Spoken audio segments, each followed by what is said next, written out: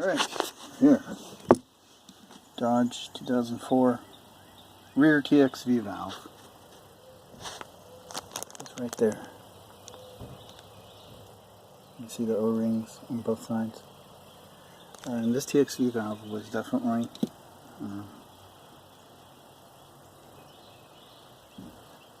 it's definitely blocked. You see there's little bits of corrosion.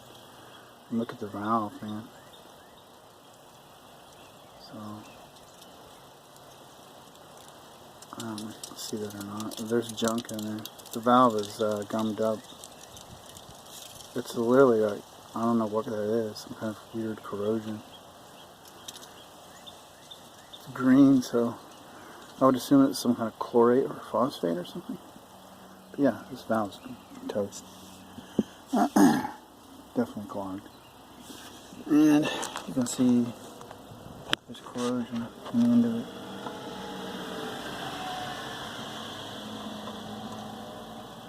So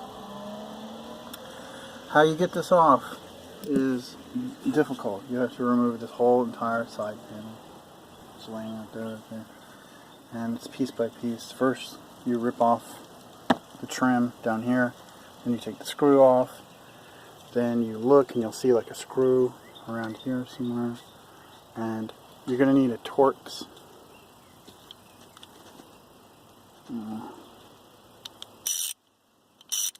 T50. You're going to need a T50 and a T45 to take the seat belts off. You got to take that seat belt off right there, and you got to take the one down here, that seat belt, because it holds the panel on. And so the problem is that you only have maybe that much clearance to get a ratchet in there. And that was difficult considering how long this bolt is. The bolt was longer than the clearance. So you gotta, in an ideal situation, you would have removed the whole back seat here to give you the room to pull that bolt out. But I managed to get lucky, and I managed to jam this in there at just the right angle and got it out. So that saved me probably 4 or 5 hours of taking an entire seat out. So, okay. Now we gotta do that. Now we gotta clean this out, and I'm gonna flush that. So I'm gonna dump isopropyl alcohol through the little teeny tiny evaporator coil.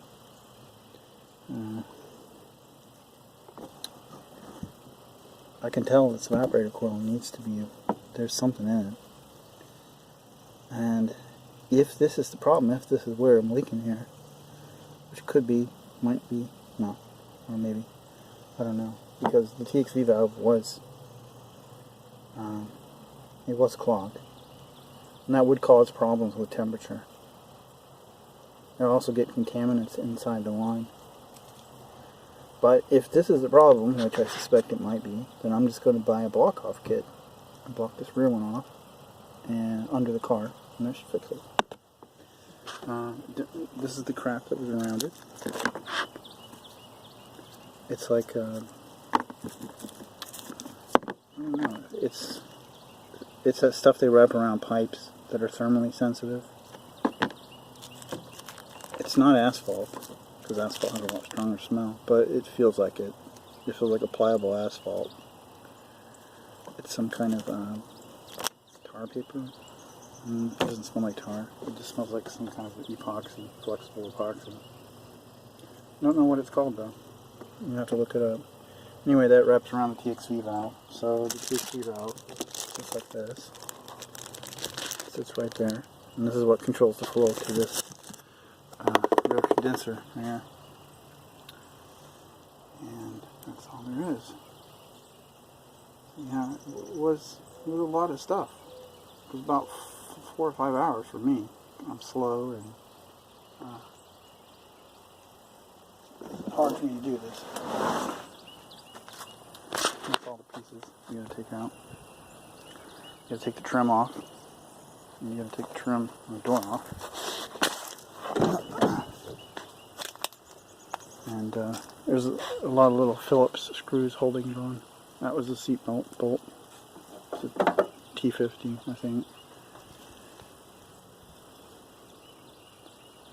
Yeah, and there's just look at these little things right here. You can see that's where the Phillips screws were holding it down. So, and that's it, basically. Once I replace that, if it works, and there's no leaks, then I'll keep it that way. But otherwise, I'm going to go into here.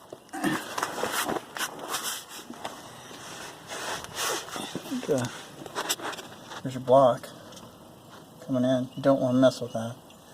I made the mistake of thinking that that just pulls out. It does not pull out. If you loosen that nut, it won't do anything.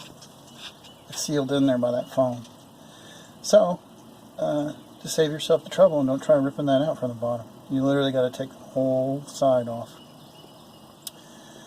If you pull that foam out, you're going to have to take the whole thing out, and you're going to have to buy the foam, because that's got to be sealed. I mean, you could probably buy some spray foam or something, jam it in there and spray it around. But I don't think you're going to do that.